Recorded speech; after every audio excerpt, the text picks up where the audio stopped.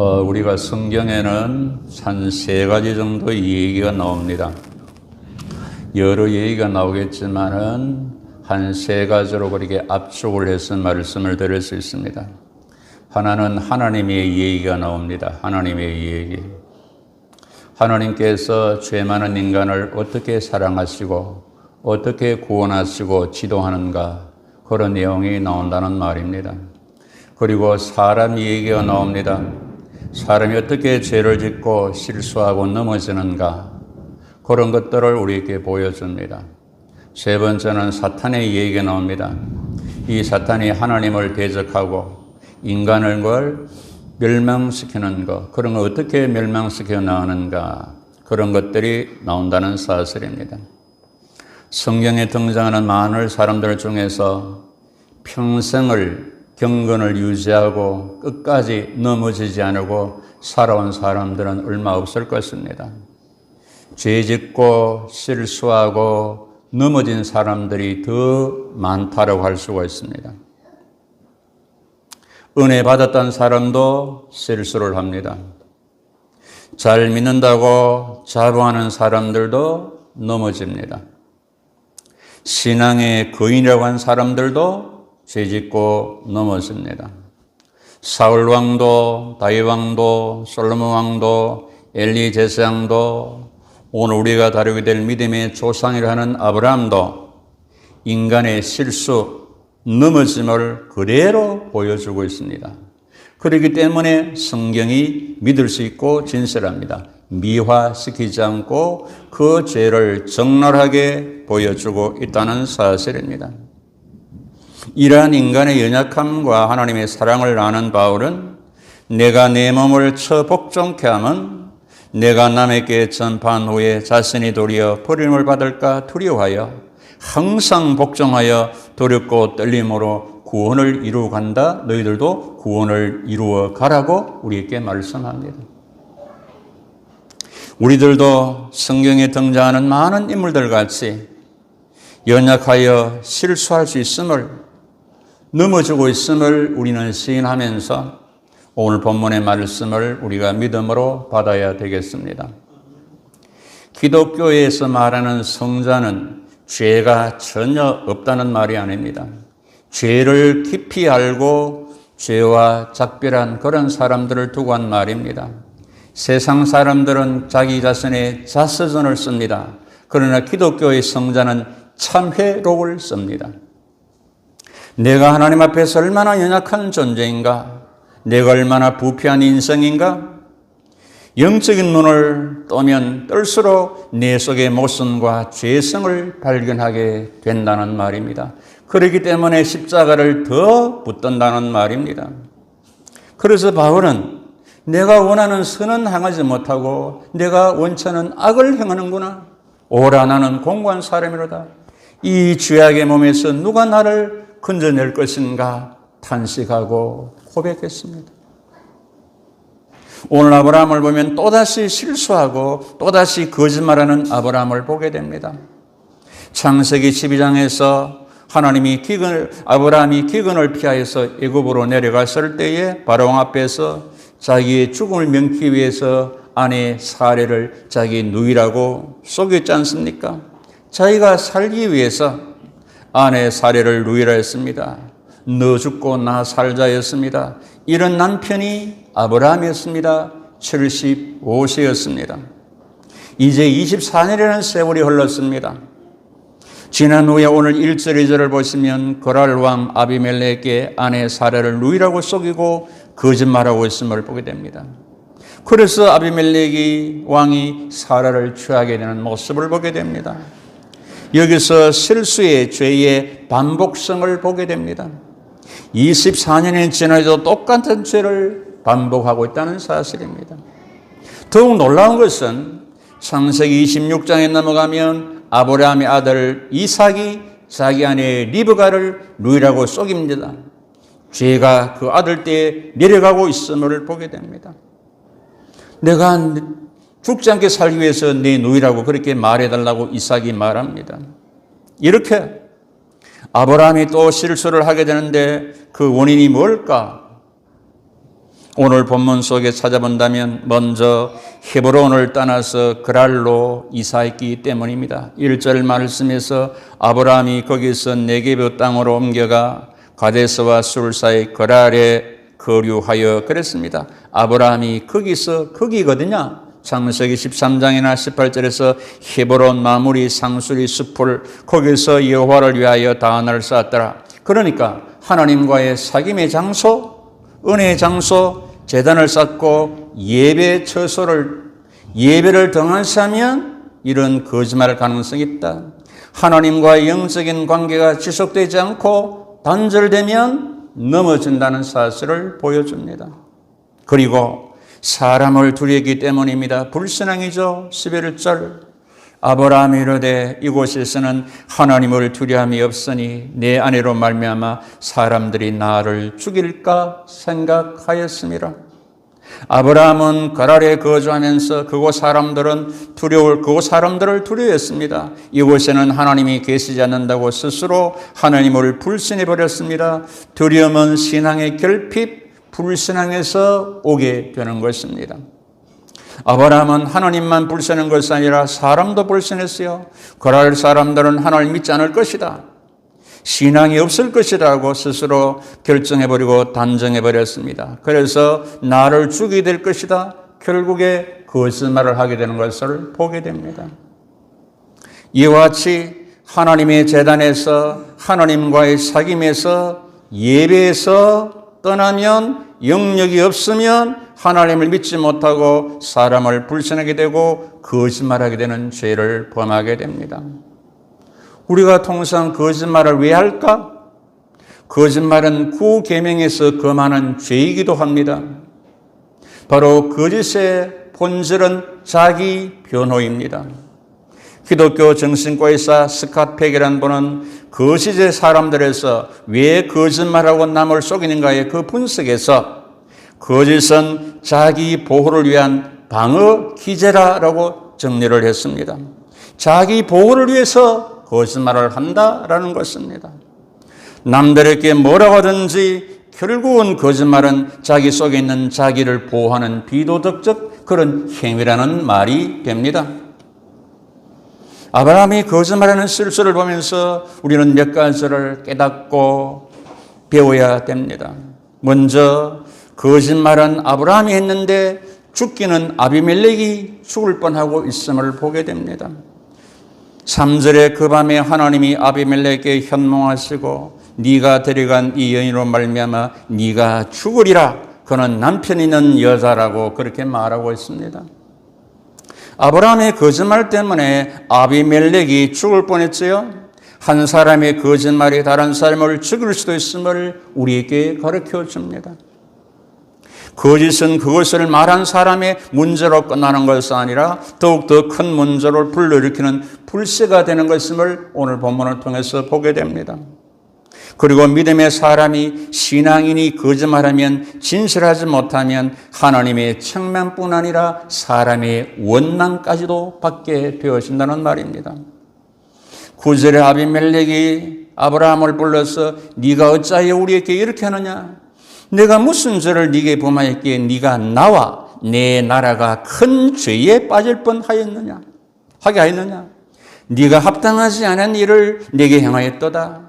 아비멜렉이 아브라함에게 원망하고 추궁하고 있음을 보게 됩니다. 불신자 세상 사람들부터 말입니다. 믿음의 사람 아브라함이 같은 거짓말이라도 믿는 사람이 하는 것과 안 믿는 사람이 하는 것이 다릅니다. 믿지 않는 사람들은 믿음의 사람들에게 진실과 정직함을 기대하고 요구합니다. 우리는 거짓말하더라도 예수변이 너희들은 거짓말하면 안 된다, 그런 요구를, 기대치를 갖고 있다는 말입니다. 그래서 믿음의 사람 한 사람이 거짓말을 하게 되면 믿음의 사람 전체가 거짓말한 것으로 간주합니다. 믿음의 사람 전부가 거짓말한 사람으로 매도하게 되고 성도를 욕하고 교회를 욕하게 됩니다. 성도 한 사람이 잘못하면 교회 전체가 비난을 받던 욕을 먹게 됩니다. 왜? 하나님 나라의 대표 선수이기 때문에 그렇습니다. 대표 선수는 국가를 대표하는 것처럼 우리는 하나님 나라를 대표해서 사는 사람들이라는 말입니다. 아비멜렉의 질책을 보십시오. 너 한 사람의 거짓말 때문에 왕 자신은 물론 나라 전체가 큰 죄에 빠지고 망할 뻔하였다. 네가 합당치 않는 일을 했다. 똑바로 믿어라. 정직하게 믿어라고 말은 같이 들리지 않습니까? 이와 같이 거짓은 탄로가 나는 것입니다. 이와 같이 실수하는 아브라함이지만 은혜를 베풀 수 있는 보여주는 하나님의 사랑을 발견하게 됩니다. 3절에 하나님께서 아비멜렉에게 현몽하여서 이 여인은 남편이 있는 여자다. 이 연을 취하면 너는 죽는다. 사라를 보호하고 있음을 보게 됩니다. 4절 아비멜렉이 사라를 가까이 하지 않았다. 6절 하나님께서 꿈에 너를 막아 네게 범죄하지 않았다. 아브라함은 거짓말을 하고 잘못했지만 하나님께서는 그 사라를 보호하고 계심을 보게 됩니다. 창세기 12장 17절에서도 하나님께서 바로에게 재앙을 내려서 사례를 보호했던 것을 앞에서 우리는 배웠습니다. 하나님께서는 아브라함의 실수에도 불구하고 왜 이렇게 징계를 내리시면서 꿈에까지 나타나셔서 사라를 보호해 주시고 있는가? 그 예언은 하나님의 약속 때문입니다. 하나님은 아브라함에게 이런 약속을 주셨어요. 창세기 12장에서 내가 너로 큰 민족을 이루고 네게 복을 주어 네 이름을 창대케 하리라. 너는 복이 될지라. 복이 근원이 된다. 복덩이가 된다. 너를 축복하는 자에게 내가 복을 내리고 너를 저주하는 자에게 내가 저주하리니 땅의 모든 족속이 너로 말미암아 복을 얻을 것이라. 이와 같은 언약 약속 때문입니다. 이것을 성취해야 하기 때문에 그렇게 보호하고 있다는 말입니다. 성경은 우리 성도를 보호를 이렇게 약속합니다. 하나님께로부터 나신 자가 그를 지키시며 악한 자가 그를 만지지도 못한다. 내가 너에게 영생을 준다. 영원히 멸망치 않을 터이요 또 저희를 네 손에 빼앗을 자가 없다라고 말합니다. 우리가 세상 사람과 다른 것이 무엇입니까? 나는 하나님의 자녀다. 하나님의 백성이다. 하나님의 자녀다. 그러니까 우리는 절대 보호를 받는다는 말입니다. 보혜사 성령님이 함께 하시고 예수님께서는 세상 끝날까지 함께 하겠다고 약속해 주었습니다. 그리고 아브라함을 선지자로 소개합니다. 7절 이제 그 사람의 아내를 돌려보내라. 그는 선지자다. 그가 너를 위하여 기도하리니 네가 살려니와 네가 돌려보내지 않으면 너와 네게 속한 자가 다 반드시 죽을 줄 알지라. 완벽하게 보호하고 있음을 보게 됩니다. 선지자, 하나님의 뜻을, 하나님의 말씀을 백성들에게 전한 자 아닙니까? 그래서 선지자이기 때문에 너를 위하여 기도하여 너희들을 살릴 것이다. 그 예언대로 17절, 18절에 아브라함이 기도하니까 하나님께서 아비멜렉과 그의 아내를 치료하사 출산하게 하십니다. 하나님께서 사라의 일로 아비멜렉의 집의 모든 태를 닫으셨음이라 그랬습니다. 아브라함의 기도로 태의 문이 열리고 있는 걸 보겠는데 하나님의 사람이다. 아브라함 말입니다. 선지자는 말을 증명시켜주고 있습니다. 이렇게 되자 아비멜렉이 아브라함을 이제 두려워하게 되옵니다. 이제 땅도 보물도 주게 됩니다. 14절, 15절, 16절 아비멜렉이 아브라함에게 소양 종들을 줍니다. 사라도 돌려보내고 땅이 앞에 있으니 보기 좋은데 사십시오. 거주하십시오. 사라에게 이르되 은층계를 아브라함에게 주어서 그것으로 너와 함께한 여러 사람 앞에서 네 수치를 가리게 하였노니 네 일이 다 해결되었느니라고 말씀해 주고 있습니다. 사라 네가 깨끗하다는 것이 증명되었다는 말입니다. 이렇게 하나님께서는 아브라함과 사라를 완벽하게 보호하시고 은혜를 베풀어 줬습니다. 지금도 하나님께서는 대적자를 향하여 말씀하고 계십니다. 역대상 16장 12절, 22절 나의 기름 부은 자에게 손을 대지 말아라. 나의 선지자를 해하지 말라라고 말씀하고 있습니다. 세계적인 기독교 작가인 필립 얀스의 놀라운 하나님 은혜라는 그런 책에 이런 내용이 나옵니다. 우리가 기독교의 독특성이 어디 있느냐는 것입니다. 기독교의 유일한 독특성이 뭐가 있느냐는 겁니다. 그래서 세계 비교 종교학 회의를 했는데 그걸 소개합니다. 기독교의 신앙이 가진 독특성은 첫 번째 성육신 사건이다.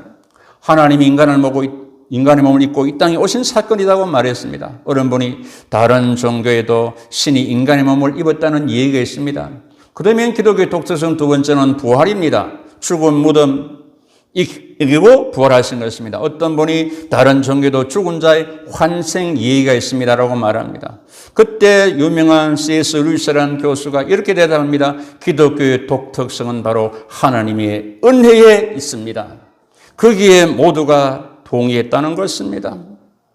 받을 자격이 전혀 없는 사람에게 일방적으로 베풀으시는 하나님의 사랑과 호의, 그것이 은혜라. 그 은혜가 바로 기독교의 독특성이라는 말입니다. 그 은혜의 독특성 때문에 저와 여러분들이 구원을 받고 이 자리에 앉아 있는 줄로 믿습니다. 여러분, 본문에 나타난 사건은 죄와 벌의 사건이 아니고 죄와 은혜의 사건이 알려져 있습니다. 하나님이 천지 만물 인간 창조도 하나님의 은혜, 예수의 성육신 십자가의 죽음과 부활도 하나님의 은혜, 내가 예수를 믿고 구원받은 것, 지금 살아있는 것 하나님의 은혜입니다. 받은 은혜입니다. 앞으로 내가 살아갈 것도 하나님의 은혜로 살아갑니다. 받을 은혜가 있습니다. 여러분, 지난 2000년 동안 인간이 발명한 위대한 발명품이 있는데 그 중에서 중요한 것이 지우개로 나왔습니다. 지우개, 고무지우개. 만약 지우개가 다시 그거 없었다면 어떻게 되었겠느냐는 사실입니다. 지우개가 없었다면 과학은 물론 정보나 문화, 도덕, 역사는 존재하지 않을 것이라고 말하는 사람도 있습니다. 지우개가 없었다면 우리는 쓰레기더미에서 살아갈 것입니다. 잘못 쓰면 또 버리고 또 버리고. 지우개의 역할이 무엇입니까? 잘못 쓴 거, 지우는 거. 그것이 아니라 지우개의 역할은 지우고 나서 연필에게 다시 쓸 수 있는 기회를 준다는 거기 있다는 말입니다. 우리의 죄의 허물을 지우지 않으면 어떻게 되겠습니까? 멸망이죠. 예수 십자가의 보혈을 우리의 죄를 지으면서 실수, 아픔, 상처를 딛고 다시 시작하는 힘을 주셨다는 말입니다. 알아듣기를 축복합니다, 여러분. 이 말씀이 여러분의 영혼을 울리기를 바랍니다. 하나님께서 아브라함에게 실수를 용서하시고 다시 시작할 수 있는 기회를 주시고 있습니다. 이것이 은혜란 말입니다. 우리도 이 은혜를 받았기에 살고 있고 지금도 받고 있고 앞으로 받아야만이 우리는 살아갈 수가 있습니다. 그래서 저와 여러분들에게는 은혜 위에 은혜가 필요합니다. 인정하십니까, 여러분? 자, 오늘도 우리는 그래서 은혜의 보좌 앞에 나왔습니다. 오늘의 일용할 은혜를 주시고 시마다 때마다 주시는 하나님의 은혜를 사모하고 악모하며 그 은혜를 따라서 우리는 살아갑니다. 세상적인 기준으로 뭐 높은 데 살고 뭐 돈 많고 그런 기준이 아닙니다. 자, 이제 본문의 사건을 보고 대하면서 몇 가지를 정리하고 붙잡아야 합니다. 먼저 나를 선택하시고 구원하시고 부하시고 용서받는 것은 나의 의로움, 선행이 아니고 전적인 하나님의 은혜란 말입니다. 본문에 보십시오. 같은 아씨입니다. 아씨, 아브라함, 아비멜렉. 어디 아씨인데 아씨 다 같은 아씨인데 아비멜렉이 더 좋은 사람 같이 보이지 않습니까, 여러분? 아브라함보다. 나 주위에 나보다 다른 사람, 선한 사람, 똑똑한 사람 많습니다, 여러분 주위에. 그런데 내가 구원을 받았어요. 뭐라고 설명하겠어요? 대답해 보시기를 바랍니다. 그것은 바로 하나님의 은혜입니다. 믿으시면 아멘? 그렇습니까? 모든 것이 하나님의 은혜입니다. 나에 대한 것은 전적인 하나님이다. 이 은혜를 생각하면 우리는 마음에서 감사가 나고 눈물이 나오지 않습니까? 그리고 우리가 알거니와 하나님을 사랑하는 자, 그 그때로 부르심을 입은 자들에게는 모든 것이 합력하여 선을 이룬다는 사실입니다. 그렇다면 우리가 죄를 지어도 상관없냐? 그렇지 않습니다. 거짓말해도 괜찮다 그런 생각하면 안 됩니다. 그런즉 우리가 무슨 말하려 은혜를 더하게 하려고 죄에 거하겠느냐? 그럴 수 없느니라. 죄를 되풀이할 수가 없다는 말입니다. 그래서 우리가 구원받은 것, 너희가 그 은혜를 인하여 믿음으로 말미암아 구원을 얻나니 이것이 너희에게 난 것이 아니요 하나님의 선물이라. 행위에서 난 것이 아니니 이는 누구든지 자랑치 못하게 하려 함이라고 성경은 우리에게 말합니다. 사랑하는 성도 여러분, 우리가 연약해서 일시적으로 실수하고 넘어질 수 있으나 낙심하지 마시기를 바랍니다. 그래도 여전히 나를 사랑하시고 구원해 주시는 하나님이 함께 하시니 확신을 가져야 됩니다. 하나님은 자기 백성의 연약한 자를 도와주시고 넘어진 자를 일으켜 세워주시고 실수한 자를 실족하지 않도록 버리시지 않는다는 사실입니다. 주님이 우리를 사랑하시는 그 사랑에서 아무도 끊을 수가 없음을 믿고 약속해 주신 신실하신 하나님의 은혜를 믿고 믿음으로 살아가시는 여러분 모두가 되시기를 자기 백성을 변함없이 끝까지 사랑해 주시는 주 예수 그리스도 이름으로 축복하고 축원합니다. 결론의 말씀 히브리 13장 5절 6절 그가 친히 말씀하기를 내가 결코 너희를 버리지 아니하고 너희를 떠나지 아니하리라. 주는 나를 돕자시니 내가 무서워하지 아니하겠노라. 할렐루야. 여러분 기도합니다.